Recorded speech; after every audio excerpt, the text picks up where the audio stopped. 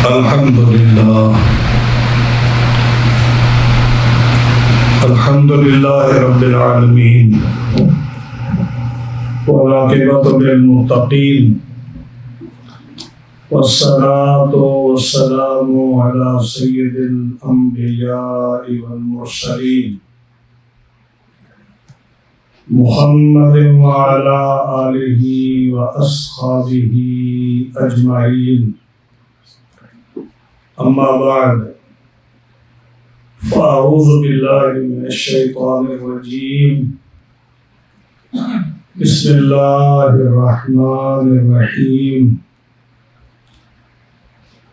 وما أصابكم من مصيبة فبما كسبت أيديكم ويعفو عن كثير وما أنتم بمعجزين في الأرض وما لكم من دون الله من ولي ولا نصير.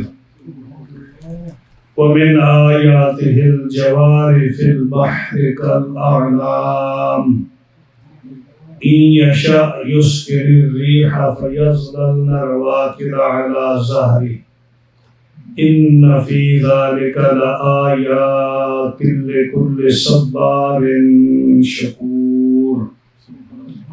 أو يوبقهن بما كسبوا ويعفو عن كثير ويعلم الذين يجادلون في آياتنا ما لهم من محيص. فما أوتيتم من شيء فمتاع الحياة الدنيا وما عند الله خير وأبقى للذين آمنوا وعلى ربهم يتوكلون. صدق الله مولانا العظيم وبلغنا رسوله النبي الكريم الأمين ونحن على ذلك لمن الشاهدين والشاكرين والمطمئنين والموقنين والحمد لله رب العالمين. مولاي صل وسلم دائما ابدا على حبيبك خير الخلق كلهم فإن من جودك الدنيا وذرتها ومن علومك علم اللوح والقلم.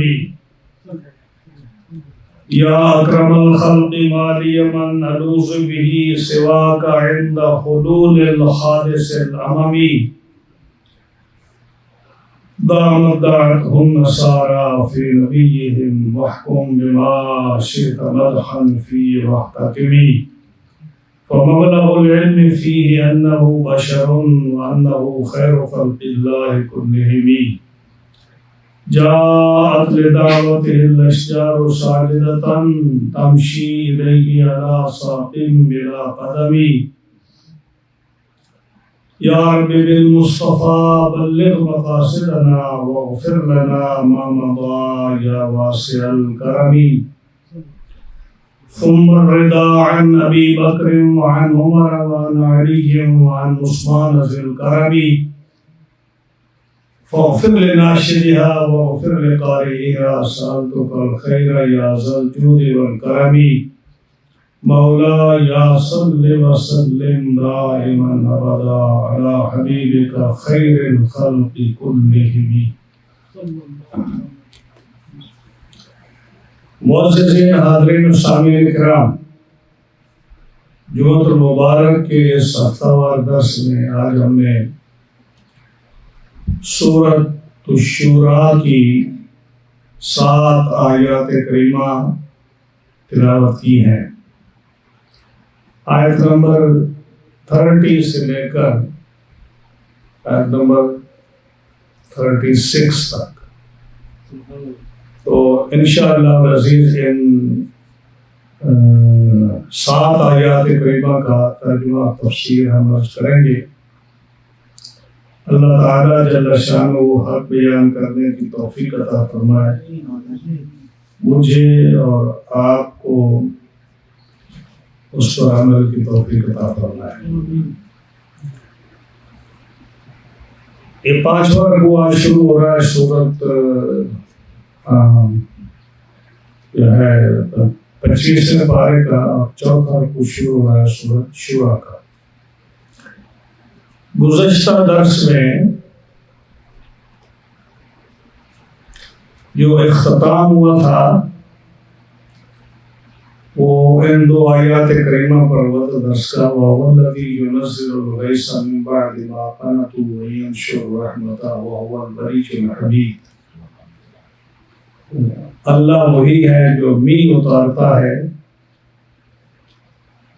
ان کے نا امید ہونے پر اور اپنی رحمت پھیلاتا ہے، اور وہی کام بنانے والا ہے، سب خوبیوں والا اور وَمِنْ آيَاتِهِ خَلْقُ السَّمَاوَاتِ وَالْأَرْضِ وَمَا بَثَّ فِيهِمَا مِنْ دَابَّةٍ وَهُوَ عَلَىٰ جَمْعِهِمْ إِذَا يَشَاءُ قَدِيرٌ۔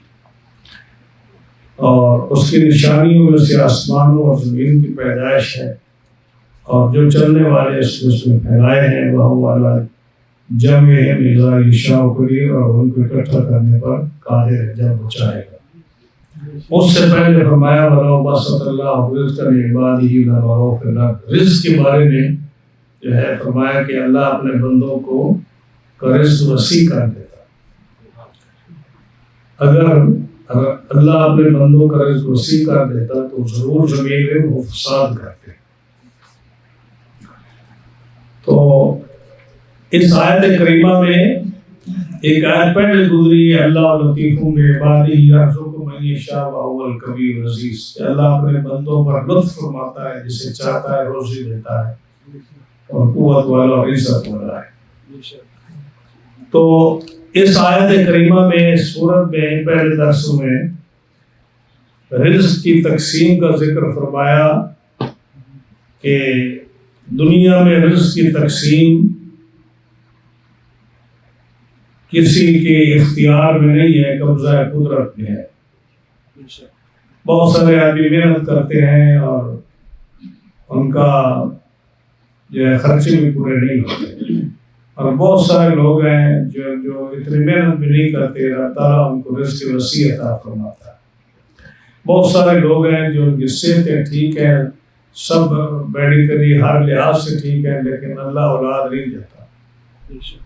بہت سارے آدمی ہیں جو کمزور بیمار ہوتے ہیں، لیکن اللہ تعالیٰ ان کو اولاد عطا فرماتا ہے۔ بہت سارے لوگ ہیں جو غریب ہیں، لیکن اللہ تعالیٰ ان کو ایسی نعمتیں عطا فرماتا ہے جو امیروں کو نہیں دیتا۔ بہت ساری نعمتیں ہیں جو امیروں کو دیتا، غریبوں کو نہیں دیتا۔ اس کے قبضہ قدرت میں ہر چیز ہے، اور رزق سے مراد صرف روٹی اور پانی نہیں ہے، رزق سے مراد ہر وہ نعمت ہے جو اپنے بندوں کو وہ عطا فرماتا ہے، چاہے وہ علم کی ہو، ایمان کی ہو، اولاد کی ہو، کھانے پینے کی ہو، صحت اور تندرستی کی ہو، فتح و نصرت کی ہو، ملک اور دولت کی ہو، اور جاہ و جلال کی ہو، خدم اور حشم کی ہو، وہ سارا یہ رزق کے معنی میں آتا ہے۔ تو فرمایا کہ اللہ تعالیٰ اپنے بندوں میں جو رزق تقسیم کرتا ہے وہ اس کے قبضہ قدرت میں ہے، اور وہ علیم اور خبیر ہے، یعنی اس کو اتنا علم ہے اور اتنی خبر رکھتا ہے کہ اس کو پتہ ہے کہ میں نے کس کو کتنا رزق دینا ہے، اور اپنی مشیت کے مطابق وہ ہر ایک کو جتنا بھی اس کے لائق ہوتا ہے اللہ تعالیٰ اس کو اتنا رزق عطا فرماتا ہے۔ اور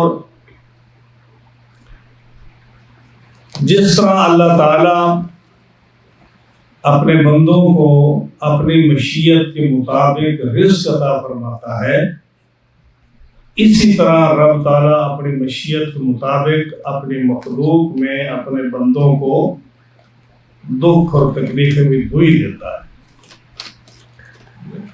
اب جیسے اللہ تعالیٰ اپنی مرضی کے مطابق، اپنی مشیت کے مطابق، اپنے پروگرام کے مطابق اپنی مخلوق کو رزق دیتا ہے، کوئی اس پر زبردستی نہیں کر سکتا۔ رات کو آدمی غریب ہوتا ہے، صبح ایسا سبب بنتا ہے کہ صبح وہ بلیونر بن جاتا ہے، اور صبح کو ایسا آدمی ہوتا ہے جس کے پاس دولت کے انبار ہوتے ہیں، لیکن جب شام کو ہوتا ہے یا صبح ہوتا ہے تو اس کے پاس ایک پائی بھی نہیں ہوتی۔ اسی طرح ایک آدمی صحت اور تندرست ہوتا ہے، لیکن صبح اٹھتا ہے تو اس کی زندگی کے سانس ختم ہوئے ہوتے ہیں۔ تو یہ رب تعالیٰ قادر مطلق ہے، تو جیسے وہ رزق اپنی مشیت کے مطابق دیتا ہے، اسی طرح انسانوں کو جو تکلیفیں اور بیماریاں دیتا ہے وہ بھی اپنی مشیت کے مطابق دیتا ہے۔ اور اس کی ذات بڑی کریم ہے، وہ حکیم مطلق ہے، حکیم ہے۔ حکیم رب تعالیٰ کا ایک نام حکیم بھی ہے، اور حکیم کا معنی پتہ کیا ہے کہ جو حکمت کے مطابق، اپنی مشیت کے مطابق جس کو جو چیز جس وقت چاہیے، جتنی چاہیے ہوتے عطا فرماتا ہے۔ فعل الحکیم لا یخلو من الحکمت، حکیم کا کوئی کام، کوئی فعل حکمت سے خالی نہیں ہوتا۔ تو اللہ تعالیٰ کا بھی کوئی حکم، کوئی کام، کوئی اس کا جو فعل جو ہے وہ حکمت اور قدرت سے خالی نہیں ہے۔ اس کے اندر ہمیں سمجھ آئے نہ آئے، اس کے اندر حکمت ضرور موجود ہوتی ہے۔ اب وہ اپنی مخلوق کو جو تکلیفیں دیتا ہے، آج اسی پر درس ہے۔ اور حضرت علی رضی اللہ تعالیٰ عنہ سے روایت ہے، آپ فرماتے ہیں کہ لوگوں میں تمہیں بتاؤں قرآن مجید میں سب سے افضل آیت کون سی ہے؟ قرآن مجید تو سب افضل ہے۔ ہاں جی، فرمایا حضرت علی فرماتے ہیں کہ میں تمہیں بتاؤں کہ قرآن میں سب سے افضل کون سی آیت ہے؟ وہ جو آج جس کا ہم درس دے رہے ہیں۔ حالانکہ پورا قرآن مجید جو ہے یہ آپ نہیں کہہ سکتے کہ فلاں آیت کم ہے، کیونکہ سب اللہ کا کلام ہے نا۔ ہاں جی، تو سارا قرآن مجید افضل ہے، لیکن اس کا کیا مطلب کہ جی یہ جو آیت آج بیان ہو رہی ہے یہ سب سے افضل ہے؟ ذہن میں خیال آتا ہے نا کہ اس کا مطلب ہے کہ کچھ آیتیں افضل نہیں ہیں، دوسری افضل ہے۔ انسان کے ذہن میں خیال جاتا ہے یہ، لیکن میں آپ کو سمجھانے کے لیے مثال دیتا ہوں۔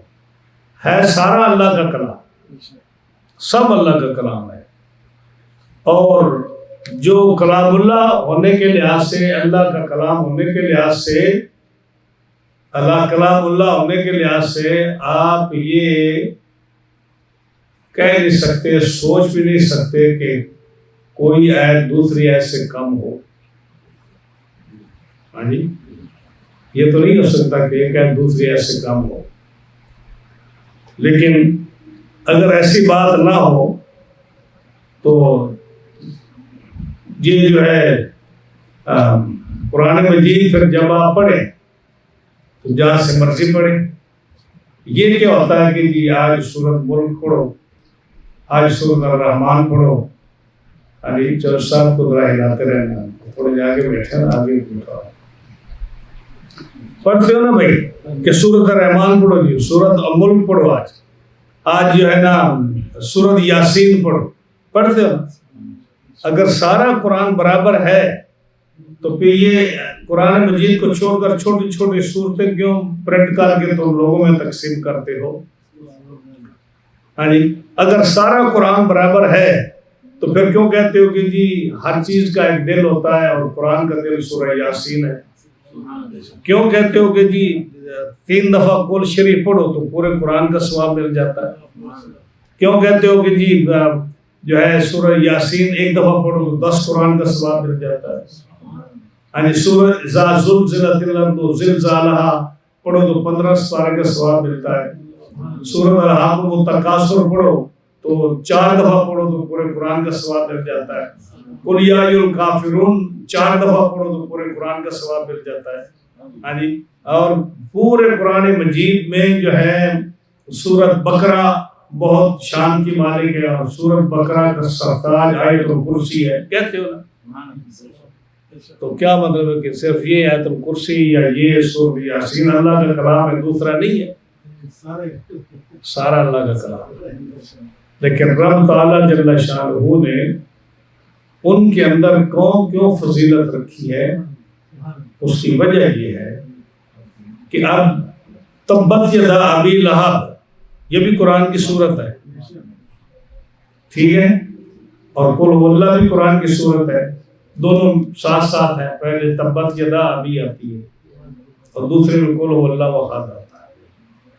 آپ کو سمجھاؤں میں، تبت یدا ابی پڑھیں تو اس میں کیا ظاہر ہوتا ہے کہ اللہ کے رسول کا چاچا جو تھا ابو لہب، وہ جو ہے اسلام نہیں لایا اور اس نے حضور کو برا بھلا کہا، تو جو اس نے نبی کریم علیہ السلام کے بارے میں الفاظ استعمال کیے کہ اس نے کہا اے محمد صلی اللہ علیہ وسلم تب بندہ کا تو ہلاک ہو جائے علیہ باللہ، تیرے ہاتھ ٹوٹ جائے علیہ باللہ، یعنی یہ الفاظ اس نے غلط الفاظ استعمال کیے، تو رب تعالیٰ نے ابو لہب کو سیم وہی الفاظ جو اس نے بولے تھے اللہ نے اس کی مذمت میں پوری سورت تبت یدا نازل فرمائی۔ اب اس میں جو ہے مذمت ہے، ابو لہب کا نام ہے، اس میں ابو لہب کی برائی ہے، اس کی بیوی کی برائی ہے کہ وہ اس کی بیوی بھی لکڑی اٹھاتے ہوئے مر جائے، اس گلے میں پھندا پھنس جائے مر جائے، ابو لہب بھی زخمی ہو جائے۔ اور دوسری سورہ جو قل هو اللہ احد ہے اس میں رب تعالیٰ کی توحید کا اعلان ہے، تو کتنا فرق ہے، ایک میں ابو لہب کی مذمت ہے اور دوسرے میں اللہ کی وحدانیت اور توحید کا اعلان ہے۔ اس وجہ سے تبت یدا ابی لہب پڑھو، ہے وہ بھی قرآن، تو ہر لفظ میں 10 نیکیاں، ہر حرف میں 10 نیکیاں، لیکن سورت اخلاص پڑھو تو 3 دفعہ پڑھو پورے قرآن کا ثواب۔ یہ وجہ ہے کہ اس کے اندر جو مضمون ہے وہ بڑا اہم ہے۔ اسی طرح جو اذا زلزلت الارض زلزالها پڑھو، اس کے اندر انسان جب سورہ زلزال پڑھتا ہے تو اس کی کیفیت بدل جاتی ہے، کیونکہ قیامت کا ذکر اس میں ہے۔ الہاکم التکاثر پڑھو تو انسان جو ہے اس کا تفسیر صحیح طرح سے کی پڑھو آپ ترجمے تفسیر کے ساتھ، تو انسان کا اس دنیا سے جو ہے رغبت ختم ہو جاتی ہے کہ اس کے اندر ہے کہ یہ انسان یہ جو مال ہے، مال کی کثرت، یعنی ہائے مال کر کے مال کے پیچھے پڑ جانا، یہ کرتے کرتے انسان قبر میں چلا جاتا ہے اور نہ مال ملتا ہے اور نہ اس کی خواہش کبھی پوری ہوتی ہے۔ اس لیے ان صورتوں کو زیادہ ثواب ہے کہ انسان کو یہ رغبت دلاتی ہے آخرت کی طرف۔ سورہ یاسین کی فضیلت کیوں ہے کہ سورہ یاسین کے اندر پورا قیامت کا ذکر ہے کہ انسان پڑھے گا تو اس کو جو ہے نا دنیا کی رغبت ختم ہو جائے گی اور قیامت کی رغبت اور نیکی کی طرف اس کی توجہ شروع ہو جائے گی۔ اس لیے سورہ یاسین شریف کا یہ حال ہے۔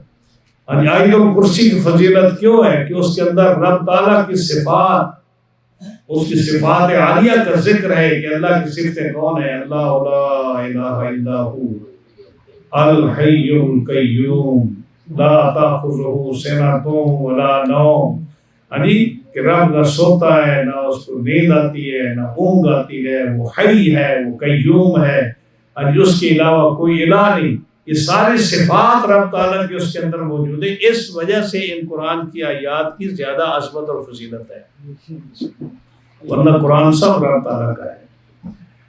اور اسی طرح جیسے رب تعالیٰ نے جو ہے بیماریاں بھیجی تو بیماریوں کا بھی وہی تقسیم کرنے والا، کس کو کتنے بیماری بھیجنی ہے، کس کو کتنی تکلیف بھیجنی ہے، وہی چاہتا ہے تو اس کو تو تکلیف بھیجتا ہے۔ اور پھر آگے بیماری جو ہے نا یہ کئی قسموں کی ہوتی ہے، کئی بیماریاں ایسی ہوتی ہیں جن کا سبب قریب ہوتا ہے، کسی کا سبب بعید ہوتا ہے، کوئی ڈائریکٹ بیماری ہوتی ہے۔ مثال کے طور پر یہ ایک آدمی وہ خود گرا، اس کو چوٹ لگ گئی، وہ چل نہیں سکتا۔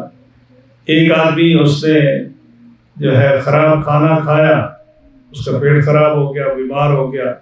ایک آدمی نے دوائی زیادہ کھا لی، تو وہ ڈوز زیادہ لینے سے وہ بیمار ہو گیا۔ تو یہ ہے کہ آدمی خود جو ہے غفلت کرے جس سے بیمار ہو جائے۔ سبب قریب کیا ہے کہ وہ جو ہے وہ تو بیمار نہیں ہونا چاہتا یا اس کو پتہ ہی نہیں ہے، لیکن کسی اور وجہ سے بیمار ہوا. مثلا چھوٹا بچہ دودھ پینے والا ہے، وہ بیمار ہوا. کیوں بیمار ہوا؟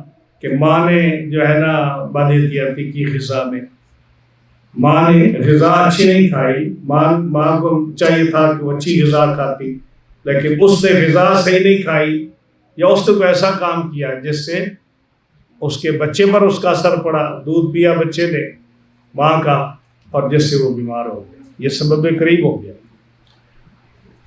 سبب بعید ہو گیا. جس طرح کہ ایک محلے میں بیماری پھیل گئی. اب یہ بیماری جو ہے یہ پورے محلے میں پھیل گئی، جیسے آج کل کرونا پھیلا ہوا ہے. تو یہ کیا، یہ کہاں سے آ رہا ہے؟ یہ لوگوں کے ذہن کے مطابق یہ جی وہ آدمی کو کھانسی آئی، ایک آدمی آیا اسے سلام دیا، شہر دوسرے سے آیا، تیسرے شہر سے آیا، یا یہ کسی اور جگہ گئے اور وہ بیمار ہو گئے، اور بیماری پھیل کے پورا شہر بیمار ہو گیا، پورا محلہ بیمار ہو گیا. تو یہ بیماریاں جو ہے نا، یہ کبھی کبھی خود آدمی بیمار ہو جاتا ہے، کبھی کسی اور سبب سے بیمار ہوا، سبب قریب کی وجہ سے، ماں کی بیماری سے بیٹا بیمار ہو گیا، کبھی سبب بعید سے ہو گیا کہ پتہ ہی کوئی نہیں ہے کہ کس نے بیمار ہونا ہے، لیکن وہ محلے میں، شہر میں، پوری دنیا میں بیماری پھیل گئی. لیکن یہ سارا کچھ اللہ تعالیٰ کی طرف سے ہے. اب پھر اس کے اندر دو چیزیں، ایک ہے مومن کا بیمار ہونا، ایک ہے کافر کا بیمار ہونا. ایک ہے مومن کا بیمار ہونا، ایک ہے کافر کا بیمار ہونا. اللہ تعالیٰ جل شانہ ارشاد فرماتا ہے کہ جو مومن کو بیماری پہنچتی ہے، وہ چاہے چھوٹی ہو، بڑی ہو، اور بالکل معمولی بیماری ہو، وما اصابکم من مصیبت فبما کسبت ایدیکم ویعفو عن کثیر. اور تمہیں جو مصیبت پہنچی اور اس کے سبب سے ہے جو تمہارے ہاتھوں نے کیا. فبما کسبت ایدیکم، یہ بیماری تمہیں کیوں پہنچی؟ بما کسبت ایدیکم، یہ تمہارے ہاتھوں کے سبب سے ہے. چاہے وہ تمہیں بیماری سبب قریب سے پہنچی یا تمہیں سبب بعید سے پہنچی، یہ تمہارا کیا دھرا ہے، تمہارے ہاتھوں کا کسب ہے، تمہارے اپنے افعال اور اعمال کی یہ سزا ہے. جو کچھ اللہ تعالیٰ نے تمہیں یہ تکلیف پہنچائی ہے، تمہیں بیماری پہنچی ہے، یہ اللہ کی طرف سے ہے اور تمہارے اعمال کا نتیجہ ہے. وما اصابکم من مصیبت، اور تمہیں جو بھی مصیبت پہنچی، فبما کسبت ایدیکم، اور یہ اس سبب سے ہے جو تمہارے ہاتھوں نے کمایا. ویعفو عن کثیر، اور بہت کچھ تو رب تعالیٰ معاف فرما دیتا ہے.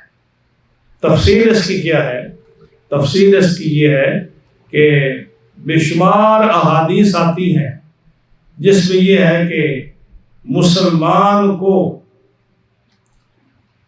جو تکلیف پہنچتی ہے وہ اس کے اعمال اور گناہوں کی وجہ سے اس کو پہنچتی ہے. اب اس کے اندر پھر ایک سوال آتا ہے کہ چھوٹا بچہ جو ہے اس کا تو گناہ کوئی نہیں ہے، وہ کیوں بیمار ہوتا ہے؟ جو 2 سال 3 سال کا 6 ماہ کا بچہ ہے، بیمار ہوتے ہیں، اور کبھی کبھی بڑے سیریس بیمار ہوتے ہیں، تو ان کا تو گناہ نہیں ہے. انبیاء علیہ السلام بیمار ہوتے ہیں، ان کا تو گناہ نہیں، وہ تو معصوم ہیں، وہ کیوں بیمار ہوتے ہیں؟ اللہ کے ولی جو نیک ترین ہوتے ہیں وہ محفوظ عن الخطا ہیں، معصوم نہیں ہے لیکن محفوظ عن الخطا ہیں، وہ بھی تو بیمار ہوتے ہیں، ان کا تو گناہ کوئی نہیں، تو کیوں ہوتے ہیں؟ تو اس کے لیے جواب دیا علماء نے. انہوں نے کہا کہ 2 قسم کے انسان ہیں، ایک وہ جو گناہ جن کا نہیں ہے، اور ایک وہ جن کا گناہ ہے. جن کا گناہ نہیں ہے، جس طرح انبیاء علیہ السلام ہیں، اولیاء کاملین ہیں، ان کو وہ جو بیمار ہوتے ہیں تو ان کا رب تعالیٰ ان کو جو ہے آزمائش میں ڈالتا ہے، اور آزمائش میں ڈالنے کی وجہ سے جو ان کو رب تعالیٰ بیماری دیتا ہے، ان کو تکلیف دیتا ہے، کسی قسم کا مشکل ان میں آتی ہے، ان کی زندگی میں آتی ہے، تو رب تعالیٰ ان کو تکلیف دیتا ہے ان کے درجات بلند کرنے کے لیے. جس طرح کہ نبی کریم صلی اللہ علیہ وسلم کی حدیث ہے، جب کس نے پوچھا تو آپ نے فرمایا کہ سب سے زیادہ امتحان اور سب سے زیادہ تکلیف اور مشکل اس کو جو ہوتی ہے جو اللہ کے سب سے زیادہ قریب ہے، اور وہ انبیاء کی ذات ہے۔ انبیاء کو فرمایا کہ سب سے زیادہ آزمائش انبیاء کے لیے ہوتی ہے، اور فرمایا میرے اوپر سب سے زیادہ آزمائشیں آئی ہیں تمام انبیاء سے زیادہ، کیونکہ میں اللہ کے سب سے زیادہ قریب ہوں۔ اس کے بعد پھر جو اس کے قریب ہوتے ہیں، یعنی انبیاء کے بعد جو نیک آدمیوں کا درجہ ہے، جو صدیقین ہیں، ان کو زیادہ تکلیف ہے۔ پھر اس کے بعد جو دوسرے نمبر پر، تیسرے نمبر پر، چوتھے نمبر پر، جیسے جیسے ان کا مقام مرتبہ جو ہے ہوتا جائے گا، اسی مرتبے کے حساب سے ان کو تکالیف ملتی جائیں گی۔ لیکن یہ انبیاء کو، صدیقین کو، شہداء کو، اولیاء کو جو تکلیفیں ہوتی ہیں تو ان کو گناہوں کی وجہ سے نہیں ہوتی، کس لیے ہوتی ہیں کہ اللہ ان کا درجہ اور مرتبہ بلند فرمانا چاہتا ہے۔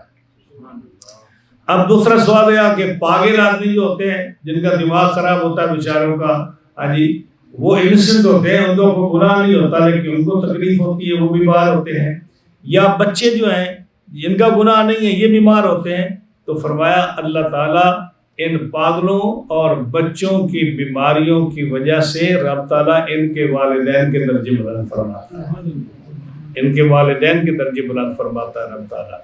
یہ مسئلہ آگے یہاں تک۔ اب اس کے بعد رہ گئی کہ وہ لوگ جو عقل مند ہیں، جو ہوش مند ہیں، مسلمان ہیں اور صاحب اختیار ہیں، یہ ان کی بات جو ہے، یہ جو بیمار ہوتے ہیں نا، ان کی چھوٹی بیماری ہو، بڑی بیماری ہو، چھوٹی تکلیف ہو، بڑی تکلیف ہو، چھوٹی آزمائش ہو، بڑی آزمائش ہو، کسی قسم کی بھی جو تکلیف ان کو آتی ہے، رب تعالیٰ ان کے گناہوں کا کفارہ بنا دیتا ہے اس کا۔ کہ ایک آدمی، یہ جو آیت پڑھی ہم نے کہ حضرت علی رضی اللہ تعالیٰ نے فرمایا کہ میں تمہیں آج سب سے افضل آیت کیوں نہ بتاؤں، کہ وہ یہ آیت ہے کہ جو تمہیں مصیبت پہنچتی ہے یہ تمہارے گناہوں کی وجہ سے تمہیں تکلیف پہنچتی ہے۔ اور یہ پھر افضل آیت کیسے بنی، اعلیٰ آیت کیسے بنی؟ یہ ایسے بنی کہ اگر کسی آدمی نے کوئی گناہ کیا، یہ تو اللہ بہتر جانتا ہے کہ اس نے کس گناہ کے بدلے میں کسی شخص کو تکلیف پہنچائی، انسان کو تو نہیں پتا، اللہ کو پتا ہے کہ اس نے کسی مسلمان کو کیوں تکلیف پہنچائی ہے۔ تو لیکن ہر مسلمان کو تکلیف پہنچتی ہے نا، جیسے آپ میں سے میرے خیال ہے کوئی بھی آدمی ہے جو ہے نا اس تکلیف سے نہیں بچا ہوگا، جو حدیث پاک میں تکلیفیں آئی ہیں۔ کیا تکلیفیں آئی ہیں؟ فرمایا کہ کسی کو کانٹا لگے تو وہ بھی کسی گناہ کے سبب سے اس کو کانٹا لگتا ہے، کسی کو پیر پھسلے، مثلا وہ چل پڑا ہے، وہ سلو پہ پھسل جائے، وہ جو ہے پانی پہ پھسل جائے، وہ کیچڑ میں پھسل جائے، اس کو ٹھوکر لگ جائے، وہ گر پڑے، اس کو کوئی چوٹ لگ جائے، تو یہ بھی اس کو کسی گناہ کے بدلے میں رب تعالیٰ نے اس کو یہ تکلیف پہنچائی ہے۔ ایک آدمی ہے، اس کو کوئی اچانک پریشانی لائق ہو جائے، مثلا چند منٹوں کے لیے اس کا بیٹا نہیں مل رہا، اب اس کو پریشانی ہے نا، یہ بھی اس کے گناہوں کا بدلہ ہے جو رب تعالیٰ نے اس کو یہ مصیبت اور تکلیف پہنچائی ہے۔ اس کو خبر ملی، غلط خبر ملی کہ تیرے کاروبار کا یہ ہو گیا، تیری اولاد کو یہ ہو گیا، تیرے مکان کا یہ ہو گیا، اب اس کو جو ہے نا وہ غلط خبر یا صحیح خبر سن کے وہ پریشان ہوا، یہ جو پریشانی اس کی ہے یہ بھی اس کے گناہوں کا کفارہ ہے، رب تعالیٰ نے جو اس کو پریشان کیا اس کے گناہوں کا کفارہ ہے۔ یا کسی کو جو ہے کسی قسم کی کوئی تکلیف پہنچی، اس کا کوئی مال نقصان ہو گیا، اور اس کی کوئی چوری ہو گئی، اس کی کوئی گاڑی کا نقصان ہو گیا، اس کے کوئی پیسوں کا نقصان ہو گیا، اس کے کوئی مکان کا نقصان ہو گیا، اس کی جان کا کوئی نقصان ہوا، جس میں اس کو ذہنی کوفت پہنچی، ذہنی پریشانی پہنچی، جسمانی تکلیف پہنچی، جسمانی پریشانی پہنچی، اس کو اپنی فیملی کے لحاظ سے، اپنی پراپرٹی کے لحاظ سے، اپنے پیسوں کے لحاظ سے، اپنے کاروبار کے لحاظ سے کسی قسم کی بھی تکلیف پہنچی، اللہ فرماتا ہے یہ تمہارے گناہوں کا کفارہ ہے اور اس کی وجہ سے پہنچی۔ اب حضرت علی فرماتے ہیں کہ یہ افضل عہد کیسے بنی؟ افضل ایسے بنی کہ اگر کسی آدمی کو یہ تکلیف پہنچی، اس نے مثال کے طور پر اگر زید کو کسی گناہ کی وجہ سے ایک تکلیف پہنچی، اس کو سر درد ہو گیا مثال کے طور پر، اس نے گناہ کیا چھوٹا یا بڑا، رب تعالیٰ نے اس کو اس کے بدلے میں سر درد دے دیا، یا اس کو کوئی چوٹ لگ گئی، یا وہ بیمار ہو گیا۔ حضرت علی فرماتے ہیں کہ اگر رب تعالیٰ نے اس کو اس گناہ کے بدلے میں یہ جو سر درد دیا ہے، یا تکلیف دی ہے، یا بھوک دی ہے، یا پریشانی دی ہے، قیامت کے دن اس گناہ کا کوئی حساب کتاب نہیں ہوگا۔ جو کچھ اس نے دنیا میں تکلیف اٹھا لی اس کا گناہ ختم، یعنی گناہ ختم۔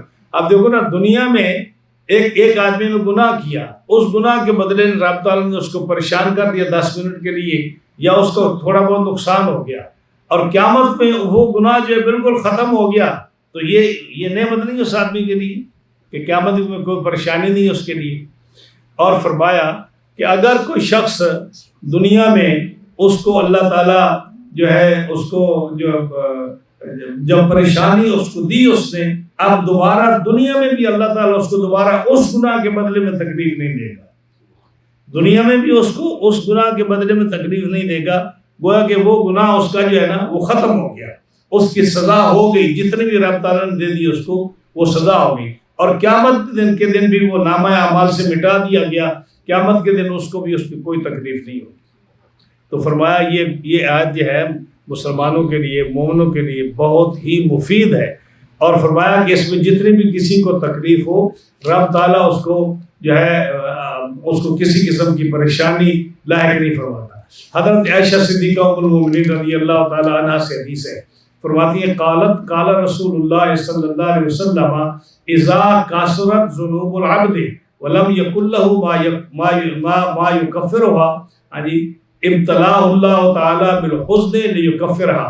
مسند امام احمد بن حنبل میں حدیث ہے، ام المؤمنین سیدہ عائشہ صدیقہ رضی اللہ تعالی عنہا فرماتی ہیں کہ نبی کریم علیہ السلام نے فرمایا جب بندے کے گناہ زیادہ ہو جائے، جب بندے کے گناہ زیادہ ہو جائے، غلام یکن لہ ما یکفرها، اب وہ گناہ بڑھتے چلے جا رہے ہیں، گناہ زیادہ ہو گئے، تو بندہ جو ہے نہ اس سے توبہ کر سکا اور نہ اس کا کوئی ایسا کفارہ ادا کر سکا، اب گناہ زیادہ ہو گئے، تو اب اللہ تعالیٰ کیا کرتا ہے، ان گناہوں کو ختم کرنے کے لیے ابتلاء اللہ تعالیٰ بالحزن، اللہ تعالیٰ کوئی پریشانی اس بندے کو بھیج دیتا ہے، کوئی پریشانی بھیج دیتا ہے۔ مثال کے طور پر میں ایگزامپل دوں کہ اس کی گاڑی گم ہو جاتی ہے، اب پریشانی تو ہے نا، گاڑی گم ہوگی تو کہاں جائے گا، جاب نہیں کر سکے گا، باہر نہیں جا سکے گا، یا اس کا کوئی گھر میں پریشانی ہو جاتی ہے، یا اس کے کوئی ایسی پریشانی جس میں اس کا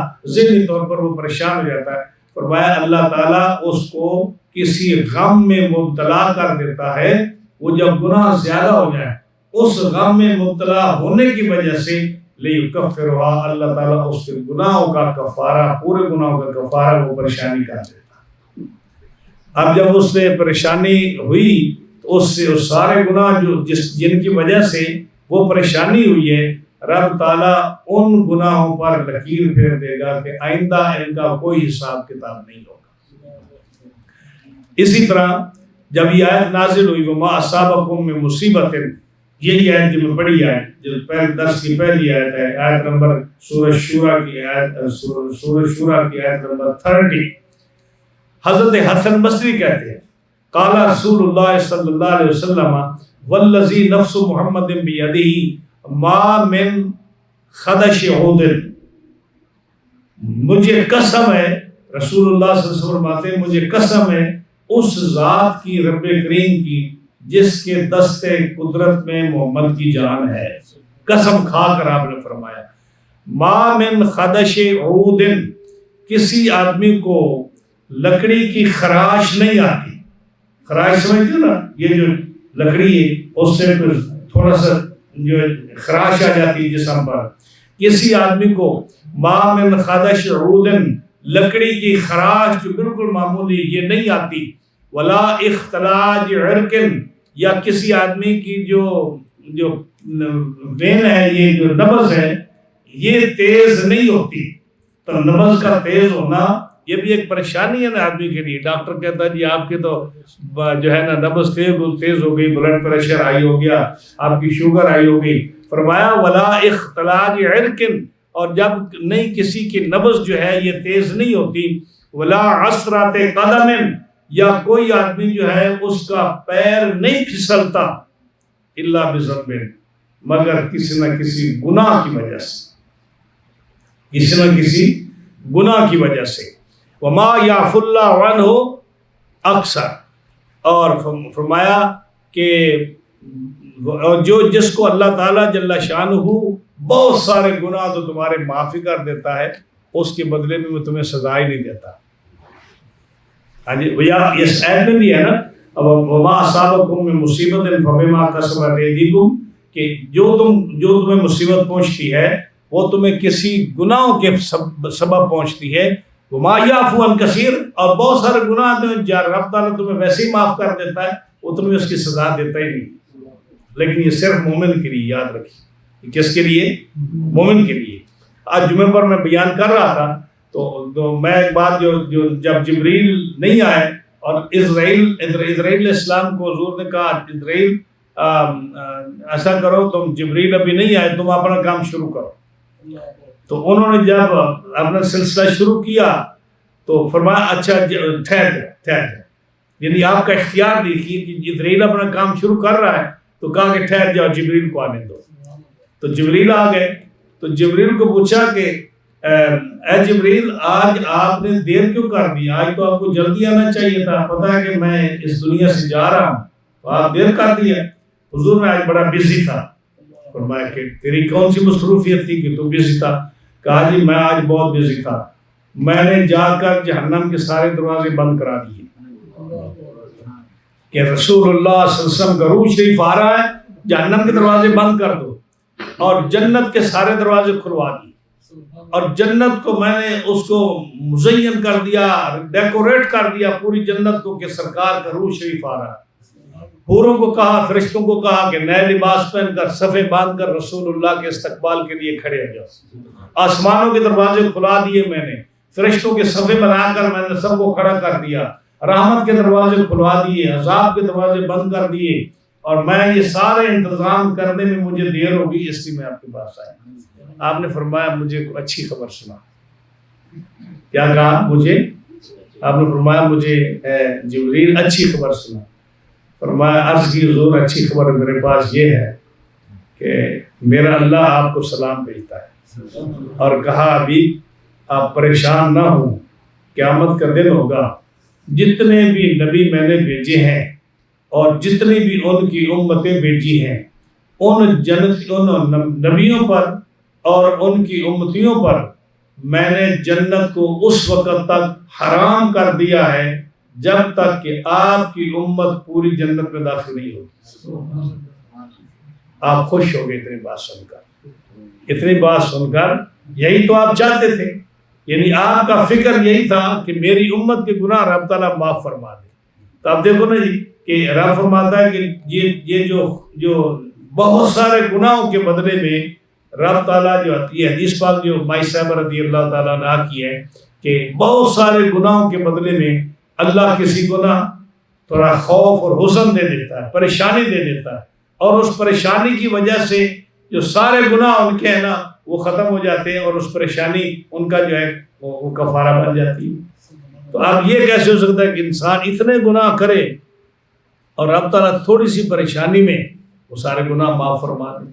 تو یہ انسان کو جتنے بھی گناہ پریشانی ہوتی ہے نا, اب گناہ کون کون سے ہیں سنیے. وفی حدیث سے صحیح حدیث میں والذی نفسی بیدہ ما یصیب المؤمن من نصب ولا وصب ولا ہم ولا حزن الا کفر اللہ عنہ بها من خطایاہ حتی الشوکۃ یشاقها او کما قال رسول اللہ صلی اللہ تعالی علیہ وسلم. اب یہ کیا ہے کہ کون سی تکلیف ہے؟ نبی کریم صلی اللہ تعالی علیہ وسلم فرماتے ہیں, آپ فرماتے ہیں کہ ابو سعید خدری اور ابو ہریرہ رضی اللہ تعالیٰ عنہما سے, دونوں صحابیوں سے یہ حدیث جو ہے نا یہ مروی ہے کہ نبی کریم صلی اللہ علیہ وسلم نے فرمایا مسلمان کو جو بھی مصیبت پہنچتی ہے مسلمان کو جو بھی مصیبت پہنچتی ہے، پہلا لفظ کون سا؟ خواہ وہ تھکاوٹ ہو. اب دیکھو نا، تھکاوٹ بھی کوئی پریشانی ہے. ہاں جی، تھکاوٹ. آپ چلے کسی محلے سے، آپ کمزور ہیں، بیمار ہیں، آپ چل کر بڑی مشکل سے مسجد میں آئے، یا آپ چل کر کسی ہوٹل پر پہنچی، یا چل کر آپ کسی گھر میں پہنچے اور آپ تھک گئے. رب فرماتا ہے کہ یہ تھکاوٹ جو ہے نا، اس سے میں اپنے بندے کے گناہ معاف کر دوں کہ اس کو تکلیف پہنچے. اب دیکھو نا، تھکاوٹ بھی بہت کوئی بات ہے کرنے والی. کبھی سوچا ہم نے کہ تھکاوٹ ہمارے گناہوں کا سبب جو ہے کفارہ بنے گی؟ فرمایا ابو سعید اور ابو ہریرہ نے کہ مسلمان کو جو بھی تکلیف پہنچتی ہے، خواہ وہ تھکاوٹ ہو، خواہ وہ مرض ہو، چاہے وہ فکر ہو، یا وہ غم ہو، یا وہ اذیت ہو، کسی نے کسی کو تکلیف پہنچا دی، یا کوئی پریشانی ہو، یا اس کو کوئی کانٹا چبھا ہو، یہ ساری چیزیں جو ہیں، حدیث پاک بخاری اور مسلم کی حدیث ہے. فرمایا اللہ تعالیٰ ان بیماریوں کے صدقے میں اللہ تعالیٰ ان کے گناہوں کو معاف کر دے گا. یہ بیماریاں اس کے گناہوں کا کفارہ بن جائے گی. اب بتائیے کہ جب آدمی اس دنیا سے جائے گا، خاص کر آج کل تو ہمیں کتنی پریشانی ہے، ہر آدمی کو پریشانی ہے، پریشانی ہر آدمی کو پریشانی ہے. جب سب کو پریشانی کہ ہم ان کو سونے نہیں دے رہے، یہ کتنی پریشانیاں ہیں. تو کتنی پریشانیاں لوگوں کے ہیں. ہاں جی، کہ اتنا زور سے بول رہے ہیں وہ آرام نہیں فرما سکتے، اور پھر وہ ساتھ والے جو بیٹھے وہ ان کو ایسے کرتے ہیں کہ جاگ چل صاحب جاگو جاگو. تو جتنی بھی پریشانیاں ہیں نا لوگوں کو، چاہے ذاتی پریشانی ہو، اپنی کمائی ہوئی پریشانی ہو، یا کسی کی دی ہوئی پریشانی ہو، یقین مانیے کہ یہ اللہ تعالیٰ کا جو فضل و کرم ہے امت مصطفیٰ صلی اللہ علیہ وسلم پر، آپ اس کا شکریہ ادا نہیں کر سکتے. فرمایا کہ میری امت میں کانٹا کسی کو لگ جائے، کسی کو پریشانی ہو جائے، اس کی اپنی مصیبت کھڑی کی ہو، کسی اور کی ہوئی ہو، میرا امت پریشان ہو جائے، اس کے گناہوں کا کفارہ ہے. اور یہ تو ہے جس کو اللہ تعالیٰ تھوڑا بہت اس کو معلوم کراتا ہے کہ میں تمہیں تکلیف دے رہا ہوں تھوڑی بہت. وَيَعْفُو عَنْ كَثِيرٍ، بہت سارے گناہ تو ایسے ہیں جن کو اللہ تعالیٰ ان کو پوچھتا ہی نہیں ہے. کہتا ہے کہ وضو کیا تو معاف ہو گئے، نماز کی طرف چل کر گیا تو معاف ہو گئے، قرآن مجید سنا تو معاف ہو گئے، اللہ کا ذکر سنا تو معاف ہو گئے، تسبیح و تحلیل پڑھی تو گناہ معاف ہو گئے. ایسے نہیں، رب تعالیٰ نے حضور صلی اللہ علیہ وسلم کی امت کو مقام دیا کہ انبیاء کہتے گئے چون بشانش نگاہ موسیٰ کرد شدن از تمنا شدن از امتش تمنا کرد. موسیٰ علیہ السلام کی اکثر دعا یہ ہوا کرتی تھی، یا اللہ مجھے محمد مصطفیٰ کی امت میں پیدا کر دے. انبیاء علیہ السلام یہ دعائیں کرتے گئے.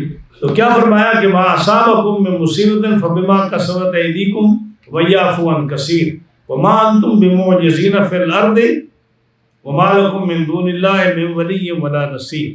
فرمایا کہ اے گناہ گارو، وما اصابکم جو ہے نا، یہ نبیوں کو خطاب نہیں ہے، یہ نیک آدمیوں کو خطاب نہیں ہے، یہ گناہ گاروں کو خطاب ہے. وما اصابکم، اے گناہ گارو، تم کو جو مصیبت پہنچتی ہے وہ تمہارے ہی ہاتھوں کا کیا درا ہے، تمہارے ہی اپنے کاموں کی وجہ سے پہنچتی ہے. وَيَعْفُو عَنْ كَثِيرٍ، اور بہت سے قصور تو وہ ہیں جو اللہ جن سے درگزر فرما دیتا ہے.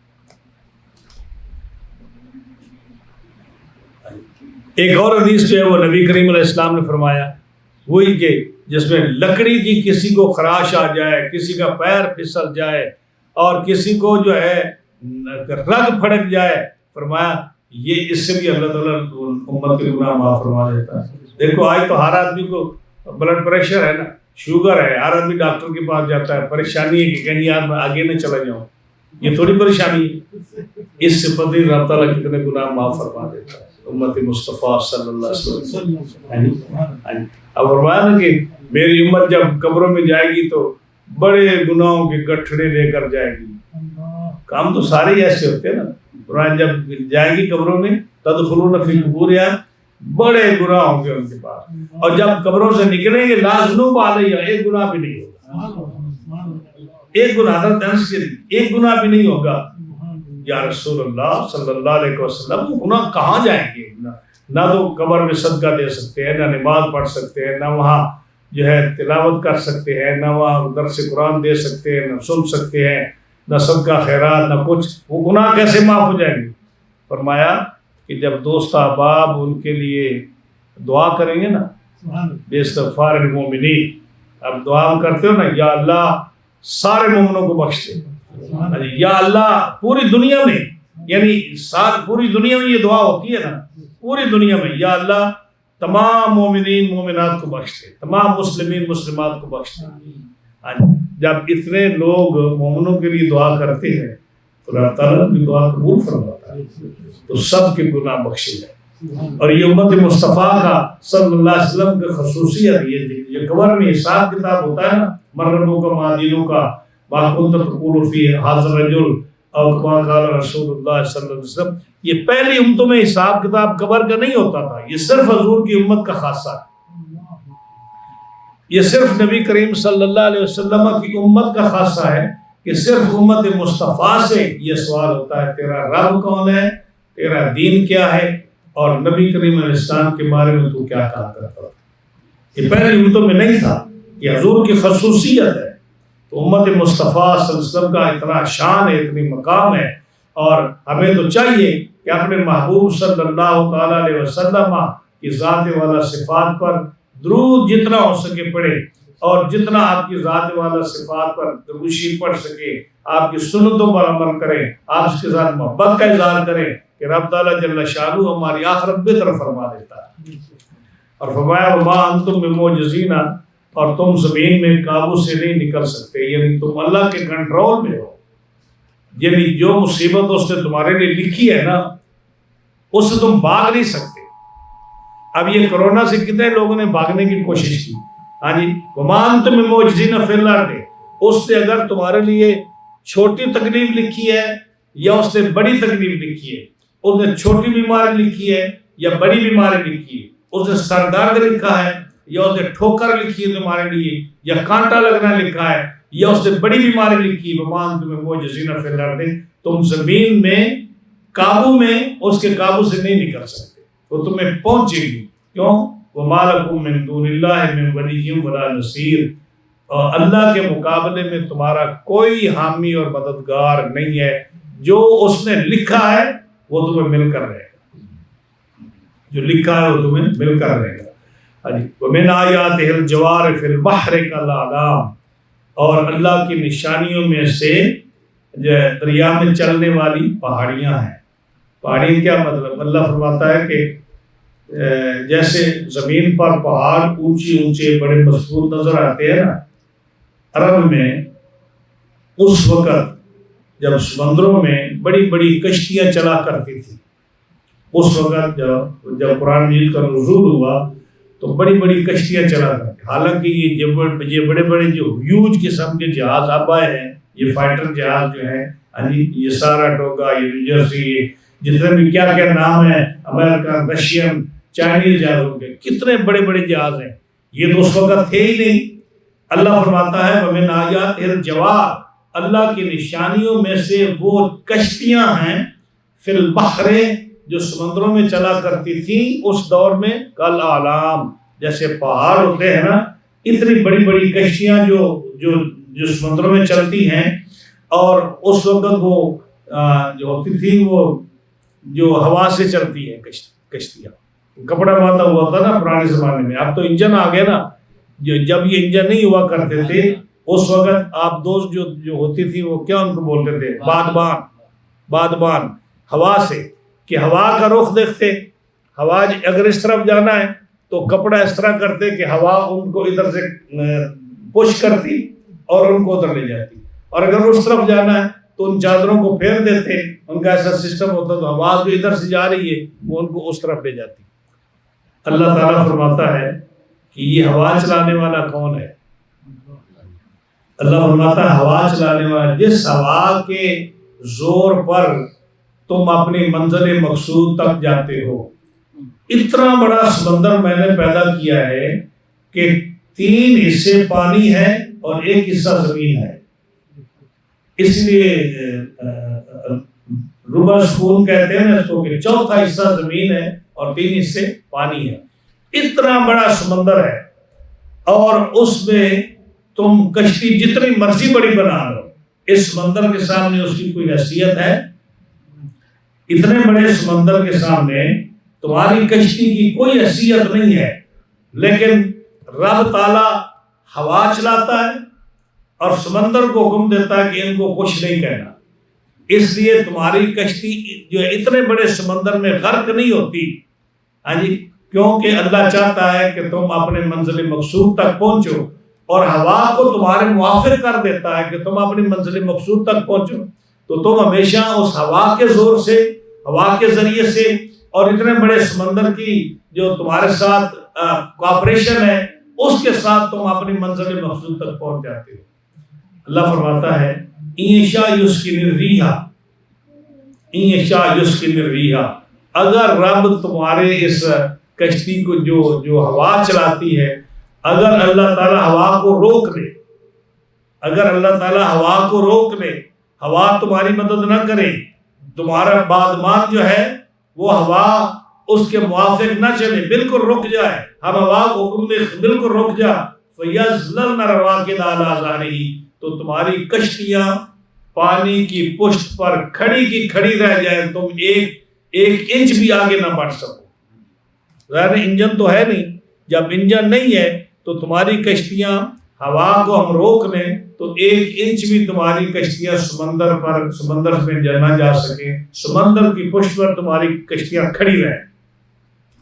اور یوبقن بما کسبوا، یا اگر ہم حکم دیں کہ یہ جو کشتیاں ہیں، یہ کشتیوں کے مالک، کشتیوں کے چلانے والے، یہ رب کی توحید کے منکر ہیں، یہ اسلام کے دشمن ہیں، یہ میرے نبی کے دشمن ہیں، اور ہم سمندر کو حکم دیں اور ہوا کو حکم دیں، تو ہوا جو ہے اتنا بڑا ہیریکین آ جائے تو تمہاری کشتی کیا کرے گی؟ ڈوب جائے گی، تباہ و برباد ہو جائے گی، ٹوٹ پھوٹ کا شکار ہو جائے گی، اور سمندر بفر جائے، اور سمندر کو ہم سینڈی جیسے سیلاب کو حکم دے دیں کہ ان کی کشتی کو تباہ و برباد کر دیں، ان کے جہاز کو غرق کر دیں، اور ہم اتنے بڑے طوفانوں کو حکم دے دیں کہ ان کی کشتی کو توڑ دیں، تو تم کیا کر سکتے ہو؟ او یوبقن بما کسبوا، یا انہیں تباہ کر دے لوگوں کے گناہ. لیکن ہم حکم نہیں دیتے، تو ہم کیا کرتے ہیں؟ ان فی ذلک لآیات لکل صبار شکور، یہ بے شک یہ اس میں ضرور نشانیاں ہیں، کس کے لیے؟ ہر بڑے صابر کے لیے اور شاکر کے لیے. نبی کریم علیہ السلام نے فرمایا ایمان جو ہے اس کے 2 حصے ہیں، ایمان کے 2 حصے ہیں، آدھا ایمان صبر میں ہے، آدھا ایمان شکر میں ہے. آدھا ایمان صبر میں ہے، آدھا ایمان شکر میں ہے. لئن شکرتم لازیدنکم، اگر تم اللہ کا شکر ادا کرتے رہو تو اللہ تعالیٰ آپ کی نعمتیں تمہارے پر مکمل کرتا جائے گا. اور جب تمہیں کوئی تکلیف آئے، مشکل آئے، تم اس پہ صبر کرو، تو آدھا ایمان تمہارا صبر میں ہے اور آدھا ایمان تمہارا شکر میں ہے. تو یہ 2 ہی چیزیں ہیں، دیکھو، صبر اور شکر. اور الحمدللہ مومن جو ہے وہ اللہ کی تکلیفوں پر، بھیجی ہوئی تکلیفوں پر صبر کرتا ہے، اور بھیجی ہوئی نعمتوں پر شکر کرتا ہے. تو فرمایا کہ یہ جو من آیات الجوار فی البحر کالاعلام، اس کی نشانیوں میں ہیں سمندریات میں، سمندروں میں چلنے والی کشتیاں جو پہاڑوں کی طرح ہیں. اگر ہم ہوا کو حکم دیں کہ وہ رک جائے تو یہ جو کشتیاں ہیں یہ ٹھہری کے ٹھہری رہ جائیں پانی کی پشت پر. لیکن یہ نشانیاں ہیں کس کے لیے؟ جو میری ذات کو مانتے ہیں اور شکر ادا کرتے ہیں اور میری بھیجی ہوئی تکلیفوں پر صبر کرتے ہیں، تو یہ ان کے لیے. اگر ہم چاہیں تو ہم او یوبقن بما کسبوا، ہم حکم دیں ان کو کہ ان کو تباہ و برباد کر دے، ہوا کو حکم دے وہ ان کی کشتیوں کو توڑ دے، اور جو ہے پانی کو حکم دے کہ ان کو غرق کر دے. تم دیکھتے نہیں کہ یہ اللہ کی قدرت ہے، اتنا بڑا سمندر ہے جس کی تہ کا کو پتہ ہی نہیں کہ کتنا گہرا ہے، لیکن جتنے مرضی موٹی لکڑی ہو وہ کبھی نہیں ڈوبے گی، اور تھوڑا سا لوہا ہو تو وہ فوراً ڈوب جائے گا. اور پورے سمندر کا ایک ہی قانون ہے، سمندر کے نارتھ میں چلے جاؤ، ساؤتھ میں چلے جاؤ، ویسٹ میں چلے جاؤ، ایسٹ میں چلے جاؤ، سارے سمندر کا ایک ہی قانون ہے کہ تھوڑا سا لوہا ڈالو ڈوب جائے گا. اور بڑی سے بڑی لکڑی کا تنا ڈالو وہ نہیں ڈوبے۔ فرمایا جو پورے سمندر کا ایک ہی قانون ہے، اس کا مطلب یہ کہ ایک رب جو ہے وہ پورے سمندر کو کنٹرول کر رہا ہے، ایک رب جو اس کا قانون ہے پورے سمندر کو، وہ اس سے حکم دیا ہوا ہے کہ یہ اس چیز کا تو گزار کر کے لکڑی کو نہیں ڈوبنا اور لوہے کو ڈوبنا ہے، اور بڑے بڑے جہاز لکڑیوں کے تمہارے کو کبھی نہیں ڈوبے، اس لیے کہ ہم چاہتے ہیں کہ اپنے بندوں کو ہم تکلیف نہ پہنچائیں، لیکن اگر ہم چاہیں تو اگر ناشکرے بنو گے تو یوبکن بما کسبوا، تمہارے گناہوں کے بدلے ہم اس کو سزا بھی دے سکتے ہیں۔ وَيَعْفُو عَنْ كَثِيرٍ، لیکن یاد رکھو کہ بہت سارے گناہ تو تمہارے ایسے ہیں جن کو ہم معاف کر دیتے ہیں، ہم ہر گناہ تو پکڑتے بھی نہیں ہیں۔ وَيَعْفُو عَنْ كَثِيرٍ ہے یہ نہیں، کتنے لوگ ہیں جو نافرمانی اللہ کی کرتے ہیں، یعنی اگر اللہ چاہے تو ان کو زمین پر ایک قدم بھی نہ چلنے دے، لیکن رب تعالیٰ فرماتا ہے وَيَعْفُو عَنْ كَثِيرٍ، بہت سارے لوگوں کے ہم گناہ معاف کر دیتے ہیں۔ وَيَعْلَمَ الَّذِينَ يُجَادِلُونَ فِي آيَاتِنَا، اور وہ لوگ جان لیں جو ہماری آیتوں میں جھگڑا کرتے ہیں، جو لوگ ہماری آیتوں میں جھگڑا کرتے ہیں، ہمارے نشانیوں میں جھگڑا کرتے ہیں اور ان کو مانتے نہیں ہیں، وہ جان لیں مَا لَهُم مِّن مَحِيصٍ، انہیں کہیں بھاگنے کی جگہ نہیں ہے کہ بھاگنے کی جگہ؟ اللہ فرماتا ہمارے کنٹرول میں ہے، جب ہم چاہیں جس کو چاہیں اس کو بیمار کر دیں، جس کو چاہیں اس کو شفا دے دیں، جس کو چاہیں اس کی موت اس پر واقع کر دیں، جس کو چاہیں اس کو زندگی عطا فرما دے، جس کو چاہیں اس کو تکلیف پہ رکھے، جس کو چاہیں اس کو آرام میں رکھے، جس کو چاہیں اس کے قریب کوئی تکلیف نہ آئے، چاہے ساری دنیا اس کی مخالف ہو جائے، اور جس کو چاہیں ہم اس کو جو ہے پریشانی میں مبتلا کر دیں، چاہے وہ جتنا امیر کبیر ہو، جتنا وہ دنیا کا زیادہ مالک ہو، کسی ملک کا سربراہ ہو، اگر ہم تکلیف دینا چاہیں تو ہماری تکلیف کو کوئی آدمی دور نہیں کر سکتا۔ مَا لَهُم مِّن مَحِيصٍ، کوئی آدمی وہاں سے بھاگ نہیں سکتا۔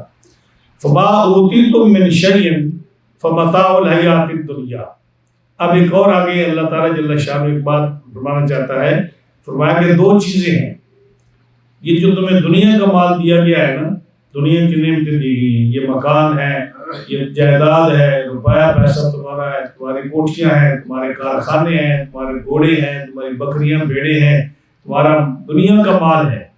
فما اوتیتم من شیء، جو بھی کچھ تمہیں دیا گیا ہے، جو بھی کچھ تمہیں دیا گیا ہے، یہ کیا ہے؟ فمتاع الحیات الدنیا، یہ 4 دن کی زندگی ہے۔ کتنی ہے؟ 4 دن کی زندگی ہے۔ یہ سایہ ہے اگلے پیر کا اور پچھلے پیر کا، یہ اس میں دل لگاؤ گے تو نقصان اٹھاؤ گے، اور وما عند اللہ ہے، اور جو اللہ کے پاس ہے وہ خیر و ابقا، وہ خیر بھی ہے اور باقی رہنے والا بھی ہے۔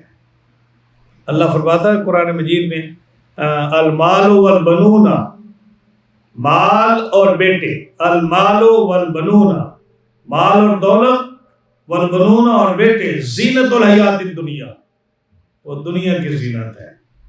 مال اور بیٹے کس کی زینت ہے؟ دنیا کی زینت ہے۔ یہ دنیا فخر کرتی ہے، میرے 10 بیٹے ہیں جی، میرے 15 بیٹے ہیں جی، میرے 4 بیٹے ہیں جی، میرے 3 بیٹے ہیں، ہمارے بڑے بازو ہیں، بڑے مضبوط ہیں، بڑے کاروبار ہیں ہمارے۔ مال والمال والبنون، مال اور بیٹے، زینت الحیات الدنیا، یہ دنیا کی زینت ہے۔ یہاں بھی فرمایا فما اوتیتم من شیء، ہم نے جو کچھ کسی کو دیا، جو کچھ تمہیں ملا ہے، یہ کیا ہے؟ فمتاع الحیات الدنیا، یہ دنیا کی زینت ہے۔ اور آپ ادھر فرمایا المال والبنون زینت الحیات الدنیا والباقیات الصالحات، اور باقی چیزیں کون سی ہیں؟ نیکی کیا ہے؟ باقی رہنے والی کیا ہے؟ جو صالحات، جو تم نے اچھے کام کیے وہ ہمیشہ رہنے والے ہیں۔ والباقیات الصالحات خیر عند ربک خیر عملا، او کما قال اللہ تعالی، جو تم اچھے عمل کرتے ہو وہ اللہ کے پاس بھلائی کے ساتھ رہنے والی چیز ہے۔ وہ کیا ہے؟ کہ سبحان اللہ پڑھو، لا الہ الا اللہ پڑھو، الحمدللہ پڑھو، اللہ اکبر پڑھو، تسبیح پڑھو، یہ ساری وہ چیزیں جن کو کبھی فنا نہیں۔ آپ ایک دفعہ سبحان اللہ کہو گے نا تو جنت میں ایک درخت لگ جائے گا، تو سارے سبحان اللہ. اچھا لگتا ہے جنت میں درخت لگ گیا بغیر کسی بات کے، سبحان اللہ کہا، جنت میں درخت لگ گیا.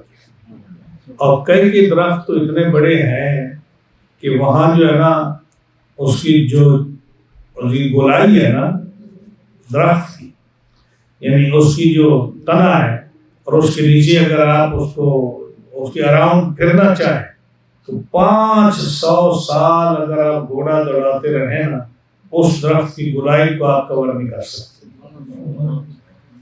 لطف ہے ایسے درخت ہو تو کیا آرام سے بیٹھے سبحان اللہ کہہ رہے اتنے بڑے درخت بن جائیں. سبحان اللہ سبحان اللہ سبحان اللہ. یہ ہے.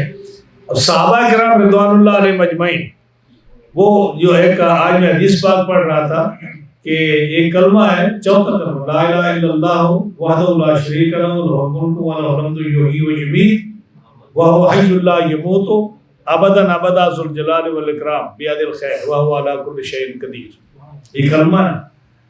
یہ صحابہ کرام پر جو ہے نا بازار، ویسے تو ان کا کوئی کام نہیں ہوتا بازار جانے کا، کہ بازار جو ہے سب سے بری جگہ، سب سے اچھی جگہ کون سی ہے؟ سب سے اچھی جگہ مسجد ہے. سبحان اللہ. اور سب سے بری جگہ بازار ہے. لیکن صحابہ کرام کبھی کبھی جان بوجھ کر بازار جاتے. کیوں؟ وہاں جا کر یہ کلمہ پڑھتے. وہاں کیوں جاتے؟ ایک یہ کلمہ پڑھنے کے لیے، کیونکہ اس کلمہ پڑھنے سے ان کو لاکھ نیکی ملتی، لاکھ گناہ معاف ہوتا، 1 لاکھ درجہ بلند ہوتا. 3 لاکھ کا فائدہ. اب جس کو 3 لاکھ کا فائدہ وہ بازار کیوں نہ جائے؟ تو وہ بازار سے تو نفرت کرتے تھے، بازار کو نہیں جاتے تھے. لیکن چونکہ نبی کریم علیہ السلام نے فرمایا جو آدمی بازار جائے اور بازار جا کر یہ کلمہ پڑھے لا الہ الا اللہ وحدہ لا شریک لہ لہ الملک و لہ الحمد یحیی و یمیت وہو حی لا یموت ابدا ابدا ذو الجلال والاکرام بیدہ الخیر وہو علی کل شیء قدیر. تو بازار جا کر یہ کلمہ پڑھنے کے لیے جاتے، اور کوئی کام نہیں تھا، کوئی بزنس نہیں، کوئی کاروبار نہیں، بس بازار جاتے، نام دیا کہ چلو جی ہم سبزی لے کر آئیں یا ہم کچھ تھوم لے کر آئیں یا کوئی ایسی چیز لے کر آئیں، لیکن جا کر یہ کلمہ پڑھا. 1 لاکھ نیکی، 1 لاکھ گناہ معاف، 1 لاکھ درجہ بلند. تو یہ ہیں چیزیں جو فرمایا کہ المال والبنون، مال اور بیٹے یہ دنیا کی زیب و زینت ہے. والباقیات الصالحات، اور جو باقیات جو نیک باتیں ہیں، اچھی باتیں ہیں، وہ جو ہے خیر عند ربک خیر و عملا، یہ اللہ کے نزدیک جو بھلائی اور خیر ہے وہ یہی ہے.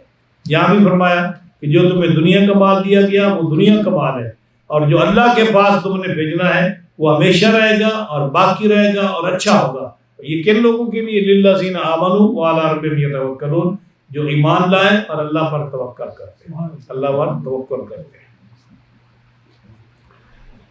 تو جو اس طرح فرمایا نا سورۃ حشر میں، یا ایھا الذین آمنوا اتقوا اللہ ولتنظر، اے ایمان والو اللہ سے ڈرو. یا ایھا الذین آمنوا اتقوا اللہ، اے ایمان والو اللہ سے ڈرو. ولتنظر، اور دیکھو، غور کرو، غور و فکر کرو، اپنے آپ کو جو ہے نامہ اعمال کو دیکھو، اپنے گناہ اور نیکیوں کو دیکھو. ولتنظر نفس ما قدمت لغد، کہ تم نے، تمہارے نفس نے، تمہاری ذات نے، تمہارے وجود نے، تم لوگوں نے کل کے لیے آگے کیا بھیجا ہے. وَلْتَنْظُرْ نَفْسٌ مَا قَدَّمَتْ لِغَدٍ، کل کے لیے کیا بھیجا ہے. یہ قرآن فرماتا ہے کہ دیکھو کل کے لیے کیا بھیجا. ہر آدمی جو ہے نا اپنا محاسبہ کرے کہ کل کے لیے ہم نے کیا بھیجا ہے. وَنَكْتُبُ مَا قَدَّمُوا وَآثَارَهُمْ، اور ہم لکھتے ہیں، فرشتے کے ہم لکھتے ہیں وہ چیزیں جو آگے بھیجی اور جو پیچھے رہ گئی. آگے بھیجنے والی کون سی ہیں؟ جو آپ اللہ کے راہ میں صدقہ خیرات کرتے ہو، نیک اعمال کرتے ہو، اچھے جملے بولتے ہو، واعظ و نصیحت کرتے ہو، تسبیح و تعلیم کرتے ہو، یہ وہ چیزیں جو آگے بھیجنے والی ہیں۔ وہ آثار ہوں، اور جو تم واعظ و نصیحت کرتے ہو، اپنے نیکی کے کام چھوڑ جاتے ہو اور صدقہ جاریہ چھوڑ جاتے ہو، یہ ہے وہ چیزیں جو بعد میں رہ جائیں۔ تو یہ بھی تمہارے لیے فائدہ مند ہے، جو آگے بھیجے وہ بھی تمہارے لیے فائدہ مند ہے۔ تو فرمایا فما اوتیتم من شیء فمتاع الحیاۃ الدنیا، جو تمہیں ملا ہے وہ جیتی دنیا میں برتنے کا ہے، وہ یہی رہے گا، اور جو اللہ کے پاس ہے وہ بہتر ہے اور زیادہ ہے، باقی رہنے والا ہے۔ یہ کن کے لیے؟ للذین آمنوا وعلی ربہم یتوکلون، ان لوگوں کے لیے جو ایمان لائے اور اپنے رب پر توکل کرتے ہیں۔ تو آج کی درس میں ایک بات، جو آخری بات میں عرض کر رہا ہوں، وہ یہ ہے کہ جو حضرت علی رضی اللہ تعالیٰ نے فرمایا کہ یہ آیت کتاب اللہ میں سب سے افضل ہے، سب سے افضل ہے۔ دیکھو آیتیں اور بھی افضل ہے۔ حضرت امام جعفر صادق اور حضرت عبداللہ بن عباس کہتے ہیں کہ پورے قرآن میں اگر کوئی آیت جو ہے یہ حوصلہ افزا ہے تو وہ یہ ہے والا سوف یعطیک ربک فترضی، کہ سورہ والضحیٰ کی ہے، یعنی کہ نبی کریم علیہ السلام ہر وقت امت کے لیے دعا فرماتے تھے اور کہتے یا اللہ میری امت بخش دے، تو اللہ نے یہ آیت نازل فرمائی والا سوف یعطیک ربک فترضی۔ امام جعفر صادق فرماتے ہیں اہل بیت کے نزدیک یہ آیت سب سے زیادہ حوصلہ افزا ہے کہ نبی کریم علیہ السلام نے فرمایا لا ارضی لو احد امتی فی النار، اگر میرا ایک امتی بھی جہنم میں رہا تو میں راضی نہیں ہوں گا، میں راضی نہیں ہوں گا۔ اب یہ دیکھو کتنی گناہ گاروں کے لیے حوصلہ افزا ہے کہ نبی کریم علیہ السلام فرماتے ہیں اگر ایک امتی بھی میرا جہنم میں چلا گیا میں رب سے راضی نہیں ہوں گا جب تک کہ وہ نکلے نہیں۔ تو امام جعفر صادق کہتے ہیں یہ سب سے افضل آیت ہے۔ اور جو ہے جب حضرت وحشی ایمان لائے تو انہوں نے چونکہ پہلے ایمان اسلام نہیں تھا تو انہوں نے قتل بھی کیا حضرت امیر حمزہ کا، اس سے پہلے شرک بھی کیا کیونکہ مسلمان نہیں تھے، اور ان سے جو ہے گناہ کبیرہ جو ہے بد کرداریاں بھی ان سے کفر کی حالت میں واقع ہوئی۔ تو نبی کریم علیہ السلام نے جب اسلام پیش کیا تو انہوں نے کہا کہ میرے گناہ معاف ہو جائیں گے یا رسول اللہ؟ یہ تو قرآن تو کہتا ہے کہ جس آدمی نے یہ گناہ کیے ہیں بڑا مشکل ہے۔ آپ نے فرمایا کہ آپ نے آیت پڑھی تو اس کے گناہ معاف ہو جائیں، اسلام پہلے سارے گناہوں کو معاف کر دیتا ہے۔ تو کہتے ہیں کہ یا رسول اللہ میں بہت گناہ گار ہوں، میرا دل ابھی بھی نہیں مطمئن ہو رہا ہے، ڈر رہا ہوں اللہ سے۔ آپ نے پھر آیت پڑھی سورہ فرقان کی جس میں فرمایا کہ فَأُولَٰئِکَ يُبَدِّلُ اللَّهُ سَیِّئَاتِهِمْ حَسَنَاتٍ، جن آدمی کے بڑے بڑے گناہ ہیں نا رب تعالیٰ نے بڑے گناہوں کو نیکیوں سے بدل دے گا۔ تو ڈرے ہوئے تھے، کہتے ہیں میں ابھی بھی مطمئن نہیں ہوں یا رسول اللہ۔ تو پھر حضور نے یہ آیت پڑھی یا عبادی الذین اسرفوا علی انفسہم لا تقنطوا من رحمت اللہ، کہ اے بندو اللہ فرماتا ہے کہ میری رحمت سے نا امید نہ ہو۔ کہتے ہیں اب بات ہوئی نا کہ اس نے کہا میری رحمت سے نا امید نہ ہو، تو جس خالق نے پیدا کیا ہے ہم اس کی رحمت سے نا امید نہیں ہوتے، تو مجھے اس آیت سے امید ہے، یہ آیت ایسی ہے کہ جس سے ہر گناہ گار جو ہے وہ یہ امید رکھتا ہے کہ رب تعالیٰ اس کو معاف فرما دے۔ تو پورے قرآن میں کتنی آیات کریمہ ہیں جس میں گناہ گار کو ہوپ ہے بخشش کی، اور یہ جو آیت ہے حضرت علی فرماتے ہیں کہ قرآن میں سب سے افضل آیت ہے۔ کیوں؟ کہ اس میں کوئی بیماری یا عذاب یا کوئی دنوی بلا جب کسی کے پاس آتی ہے تو اللہ تعالیٰ اس کے بدلے میں جو اس نے دنیا میں چھوٹی موٹی سزا دے دی نا، بیماری دے دی، آخرت میں اس کی سزا نہیں دے گا۔ اور جس جرم سے دنیا میں رب تعالیٰ نے درگزر فرما دیا تو معافی کے بعد وہ دوبارہ وہ چیز جو ہے وہ ظاہر نہیں ہوگی نام اعمال۔ تو یہ بڑا اللہ تعالیٰ کی طرف سے انعام ہے مومنوں کے لیے۔ اللہ تعالیٰ ہم تمام کو قرآن فہمی کی توفیق عطا فرمائے۔